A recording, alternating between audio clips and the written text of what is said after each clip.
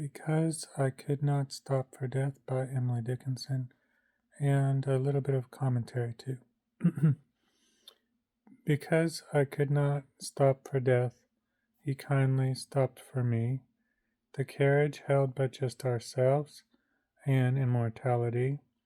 We slowly drove, he knew no haste, and I had put away my labor and my leisure too, for his civility. We passed the school where children strove, at recess in the ring.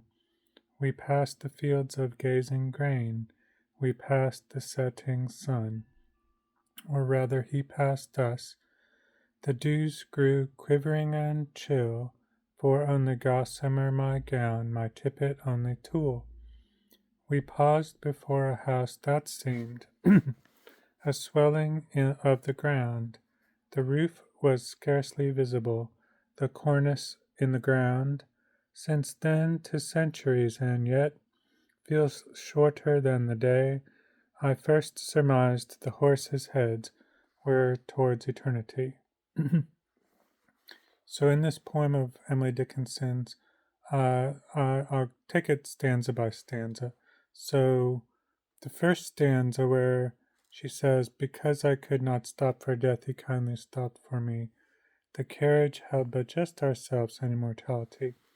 I thought about the stops, like in Hamlet, of the holes in the recorder, the woodwind instrument. And then I also thought about the carriage where she identifies the body as a kind of vehicle. This one has wheels, and horses too. That also death's carriage or death's body lifts the um, lifts the speaker in Platonic love because the love is immortal. And playing that like a recorder, playing is stopping, playing music's melodies. Death is as the music, Death is a music teacher of life's end. And then in the second stanza, where she says, "We slowly drove, he knew no haste, and I had put away my labor and my leisure too for his civility." There's the patience that nothing causes, nothingness causes her patience.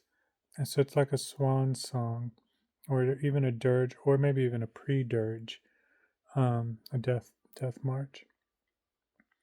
And this labor is like of swimming, like if it's a swan, and the leisure is the quietness. So she neither has labor nor leisure. She's singing, and she's a team player. It's the speaker and death, her angel of death.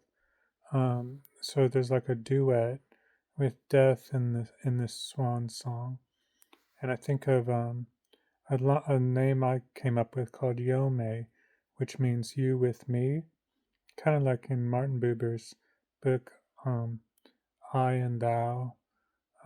It's like you with me, not you and me, but you with me, like a simultaneous mystical union of life with death, of breath with the stops, which are the rests, too.